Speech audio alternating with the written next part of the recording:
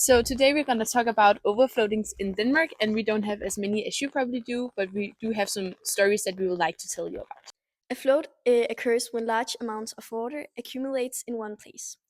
This often happens in connection with heavy rain, hurricanes, or storms, or when a tsunami hits and punches large amounts of seawater into land. In Denmark, it's mostly because of heavy rain. For example, there are many floods in Løgstør. Løgstør is right by Akersund, where the school is located.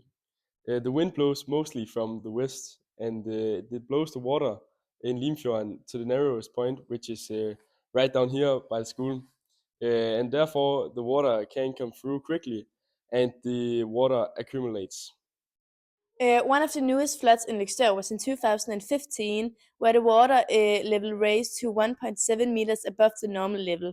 This meant that the Danish Emergency Management Agency was called to go and pump water back into the Limfjord, which is a river that runs through northern Jutland and Løgstør. One of the biggest overfloatings in Denmark was in a city called Esbjerg in 1981. It was on the 24th of November. The water level made it all the way up to 4.3 meters as a result of an extremely powerful storm over the North Sea. It is the highest that has ever been measured for the past 120 years.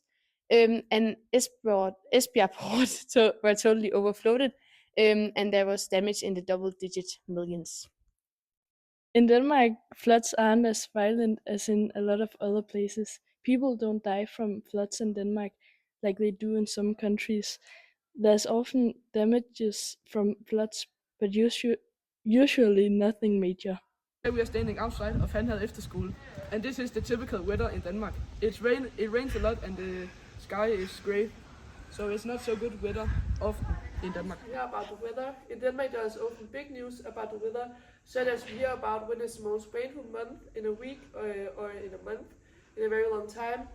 They tell us about when is the hottest day in the month. We mostly have storm and floats, but it's still rare. A crazy storm in Denmark is when tree falls down and the trampolines fly away from In USA, there's really big storms that destroy houses and stuff like that.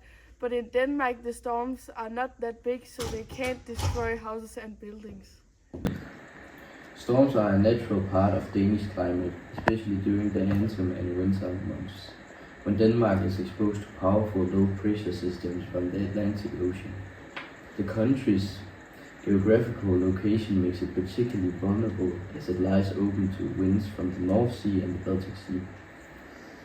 These low-pressure systems often bring strong winds and rain, and when the wind speed reaches 24.5 miles per meter per second or 88.20 km per hour, is it classified as a storm. If wind speed reaches 32 meters per second, it is classified as a hurricane. Some of the most well-known storms in Denmark's history include the hurricane in 1999 and the storm Bodil in 2013.